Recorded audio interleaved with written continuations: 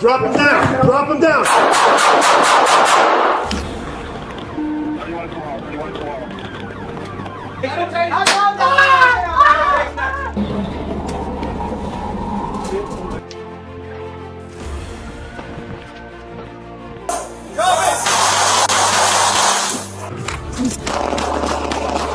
Drop it.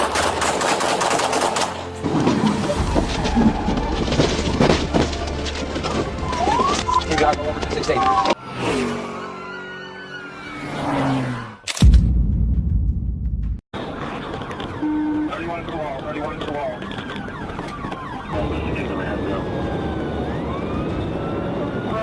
A dramatic chase ensued as Ohio Highway Patrol officers pursued a reckless murder suspect through busy traffic. The suspect ignored all commands to stop, drove at high speeds, and hurtled through traffic, endangering both road users and the pursuing officers.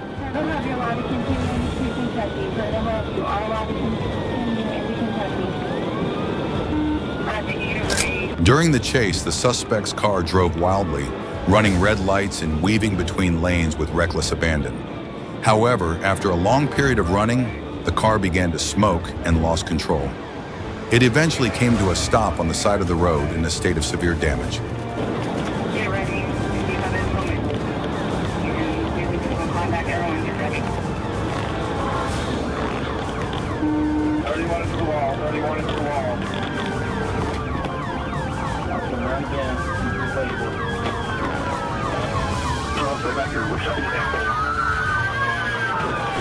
In a sudden move, the suspect opened the car door and lay face down on the ground in a gesture of surrender. OSHP officers quickly subdued and arrested the suspect, ending the tense chase.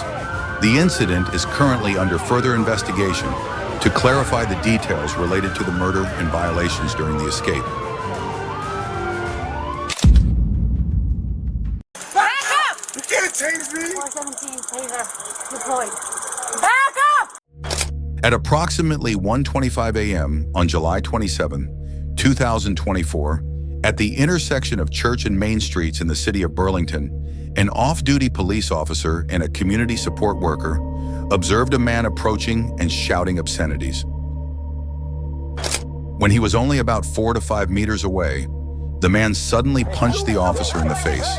Despite being shocked by the taser, he did not collapse, leaning against the wall and keeping his hands on the suspicious area of his waist. A female police officer had to switch from the taser to a real gun to avoid danger. I'm gonna tase you! Back up! Back up! Back up! You can't change me! 417 taser deployed. Back up! Show me your hands! Back up! Show me your hands! You get tased again! Show me your hands! Down on the Back up! ground! Down on the ground! When backup officers arrived, they subdued the man and brought him to the ground in a controlled manner. The suspect was handcuffed behind his back and taken into custody. No one was seriously injured in the incident.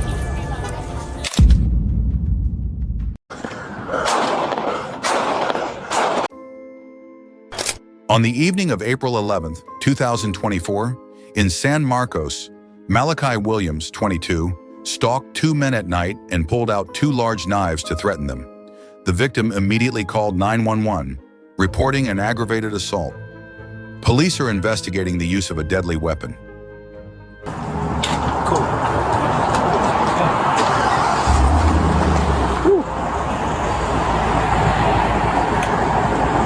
Hey, put your hands behind your back, all right? Put your hands behind your back.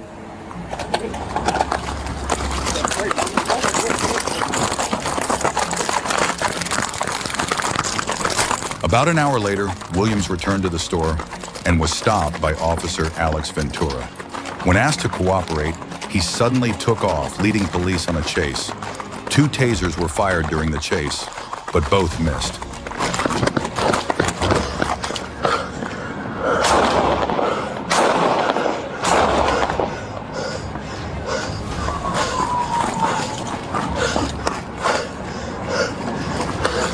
Shots fired!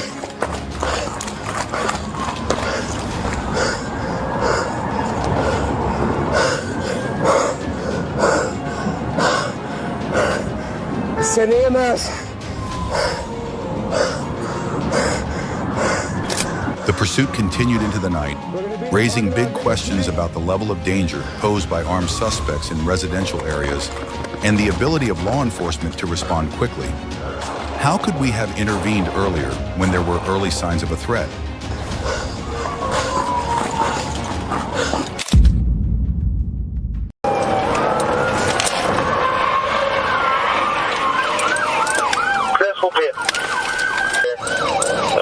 On the evening of July 14, 2020, in Knoxville, Tennessee, police were chasing Christian Eliud Ramos Murillo, a wanted murder suspect from Florida. He had declared that he would not return to Florida alive. Back off a little bit.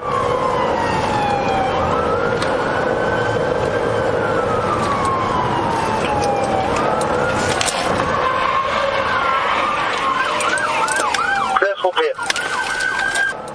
After the pit, Ramos's SUV stopped in the middle of I-40. From the driver's seat, he pulled out a semi-automatic weapon and opened fire on the police, leading to a fierce gun battle that involved nearly 70 shots.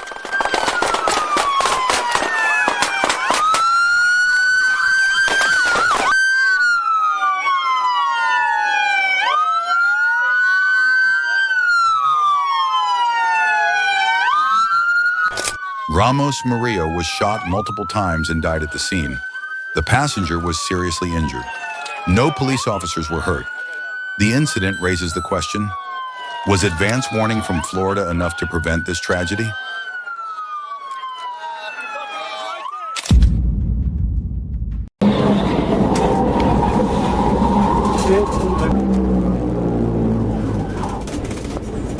On the evening of June 3rd, 2024, a Florida Highway Patrol FHP officer spotted a white Dodge Charger speeding in the freeway lanes of I-95 near Glades Road, reaching speeds of up to 98 miles per hour.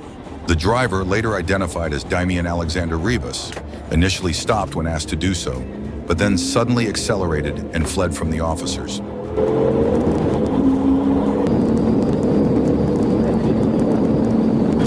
The pursuit reached speeds of up to 140 miles per hour, 225 kilometers per hour, with Rivas weaving between lanes and even veering into the emergency lane, causing serious harm.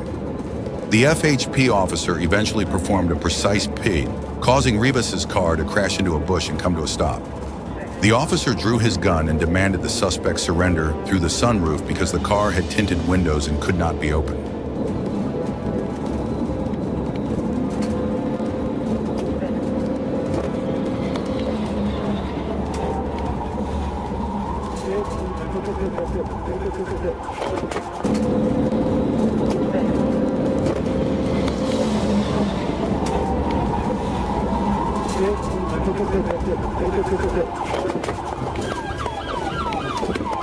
Rivas was handcuffed at the scene in order to be transported to a hospital for medical evaluation. A search of the car found 15.5 grams of marijuana.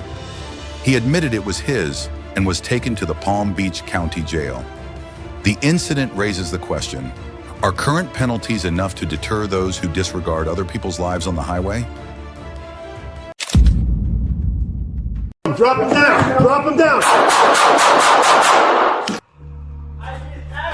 On February 14th, 2025, Wayne police responded to a single vehicle accident involving Connor Darpino, 34. He became argumentative and was arrested, but released shortly thereafter. Shortly after, a 911 call came in reporting that Darpino had taken multiple Xanax.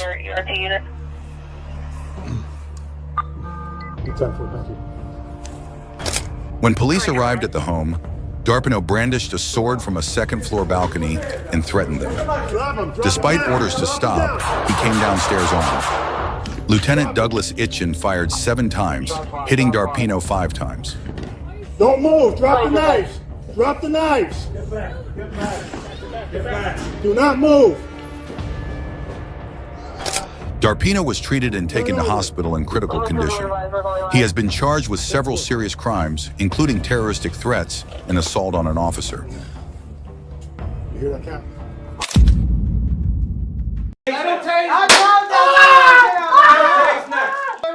Stop talking! Here's the situation. Shut up!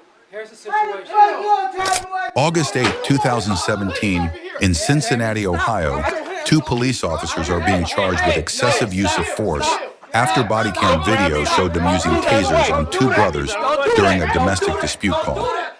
The call was made by Angela Brown, who asked police to remove her 2 sons, who are half-brothers, from her home. Move! Stop! Move! Stop! You're gonna get tased. You're gonna get tased. Move. Stop, man! Come over here. Come on over here. Can you stop No, touching me? come over here. Come here. Can you stop touching me? Come here. Can you stop Come touching here. me? You're gonna get tased. Let him tase. Put your hands behind your back. I told you to get the fuck out my house. Put your hands behind your back. Get out my house. I told you to get the fuck out my house. Initially calm, the situation quickly escalated when police used tasers on the brothers in the house. James Crawley was shot in less than 2 minutes, while Richard Coleman was shot at least 4 times, despite having just had back surgery. They were not told they were under arrest or read their Miranda rights during the entire process. Stop! Can y'all stop? Get on the ground. Y'all stop! Get on the ground. Get on the ground now. Stop! Y'all already... Get on the ground now. Y'all disrespect Y'all me. keep hitting me with the... Get on the ground. Okay, listen! Now. Listen! I'm gonna put you on the fucking No, ground. listen! Y'all not listening! Get the fuck out of the way.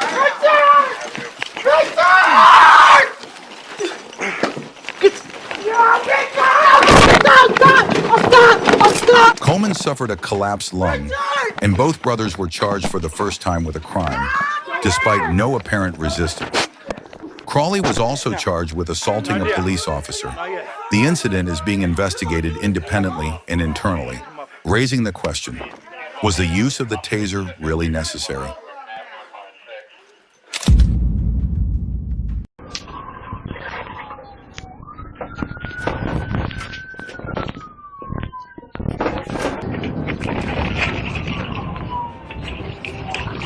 On June 2nd, 2024 in Sebring, Florida, a police officer was patrolling Sparta Road when he spotted a suspicious vehicle speeding past. When the officer turned the vehicle around to check, the driver, Jaquan Salvalis Hall, immediately sped away.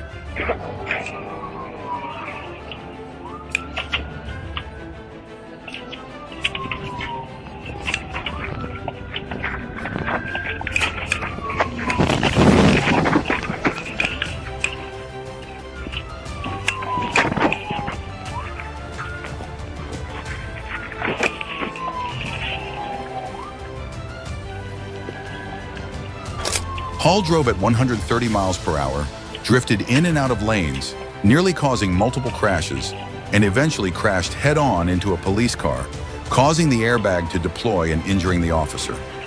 Police were forced to block and ram the vehicle twice to stop it. Despite being surrounded, Hall continued to conceal his location and refused to comply with orders. We're still continuing westbound, speeds 40 miles an hour. He's barely able to control it.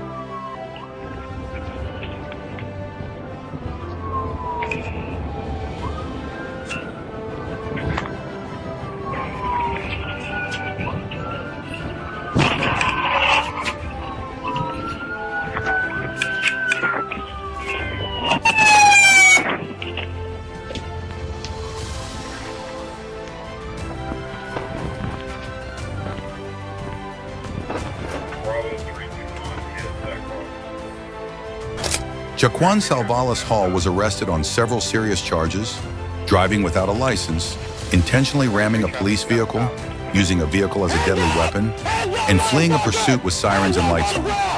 The incident highlights the dangers of high-speed pursuits.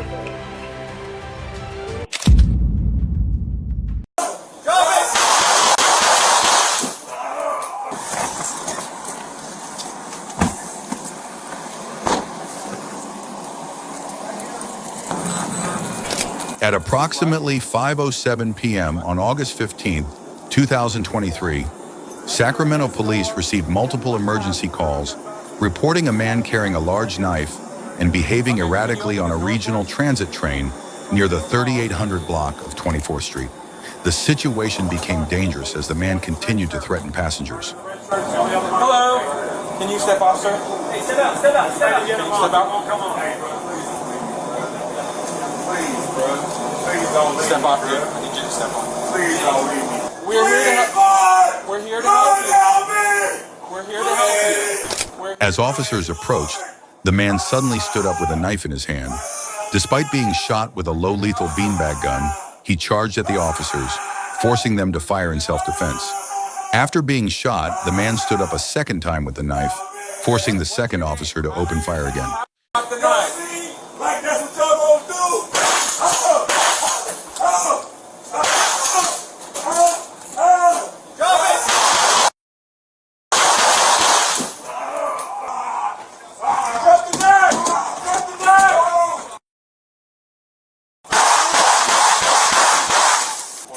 After subduing the suspect, police immediately requested medical assistance and administered first aid. However, the man died at the scene. The incident is currently being investigated by internal and independent units, raising the question, was the use of lethal force necessary in this situation, or were there other options? Heads up. Drop that fucking head. At approximately 3:30 p.m. on June 7th, 2025, deputies from the Orange County, Florida Sheriff's Office responded to 203 North Ortman Street in response to a 911 call made by the mother of Terry Washington Jr., reporting that her son, who has schizophrenia, was behaving erratically and not taking his prescribed medication.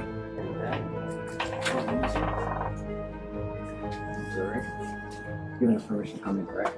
Yeah.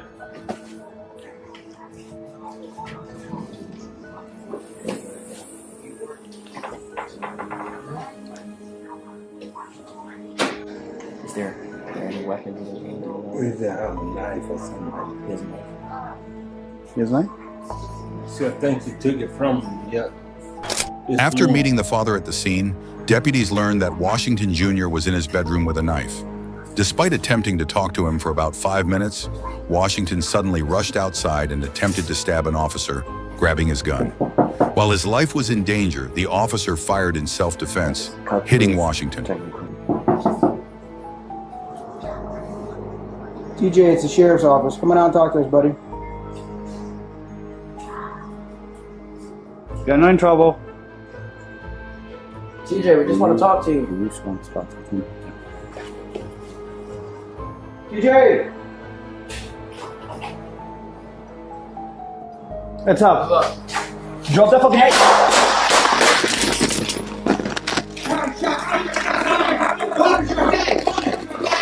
Washington was treated at the scene and taken to the hospital, but died. The officer suffered a head injury and was treated at the hospital. The incident continues to spark debate about how to handle situations involving people with mental illness in the community.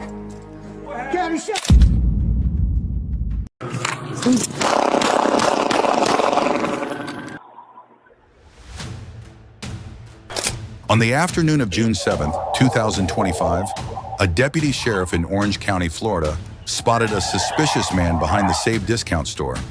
The man, Charles Street Fleur, 24 years old, was in the barricaded area and appeared to be acting strangely. Hey, boss. What are you doing? Come on. What are you doing? Oh, be careful.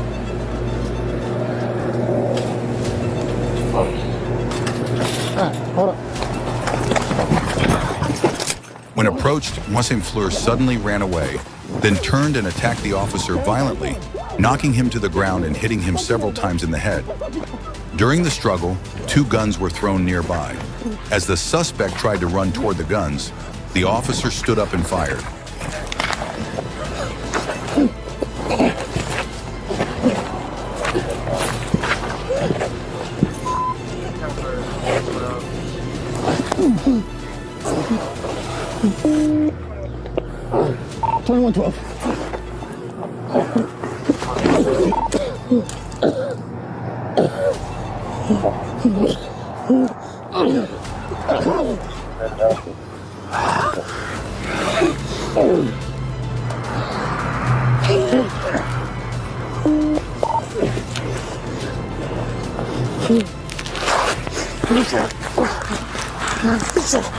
Both men were taken to the hospital.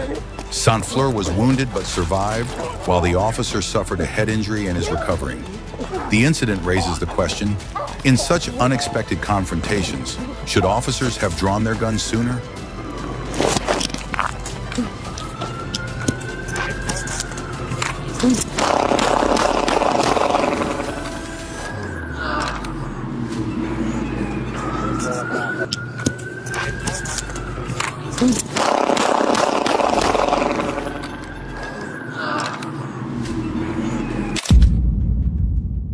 Drop it! Early on the morning of May 9, 2025 in Kern County, California, police received an emergency call about a man with weapons, including a hammer, machete, and gun, threatening people in a residential area on Water Street. Drop it! Drop it! Drop it! Drop it! Upon arrival, officers encountered suspect Sadi Giovanni Diaz, 42, who was holding a gun and suddenly pointed it at an officer. A gunfight ensued. Despite being shot, Diaz still managed to fire, hitting an officer in the hand. A female victim at the scene was also shot by Diaz and was hospitalized. Diaz was injured, arrested, and faces a slew of serious charges, including attempted murder and armed kidnapping. The police officer suffered minor injuries and has been released from the hospital. The question remains, how many more lives did the quick response of the police save in this dangerous incident? How to sound good. TBI, TBI, TBI. Lord Harps. On the afternoon of June 4th, 2025, police received a report of a stolen Dodge Ram traveling on Highway 65 in Damascus. Two officers immediately tracked the vehicle.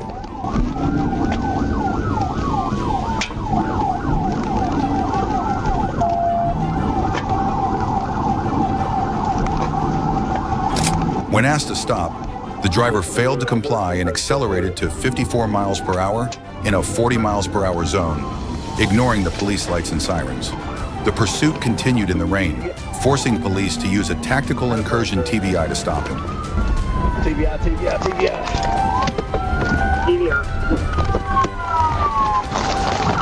Show me your hands! Show me your fucking hands! Show me your fucking hands!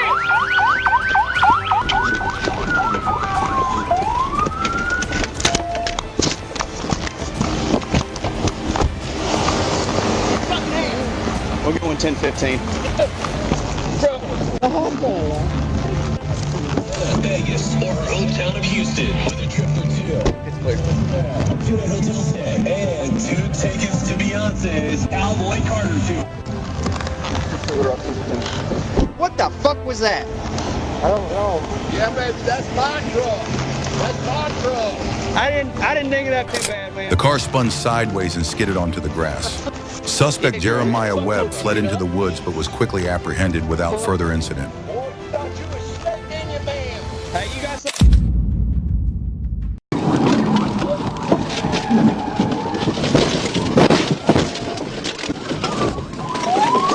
TBI, roll over 1016. On October 24th, 2024 in Arkansas, a Ford F-150 pickup truck driver decided to take a risk and run away from the state patrol. The reason for the escape has not been revealed, but it is clear that it was not just because of a minor infraction like speeding.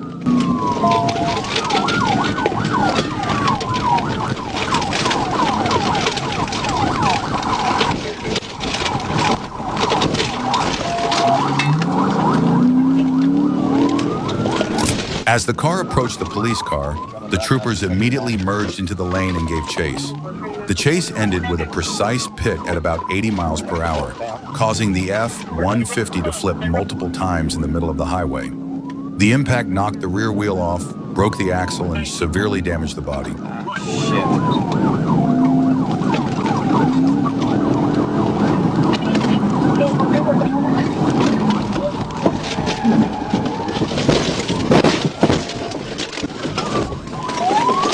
TBI, roll over 1016. Hey.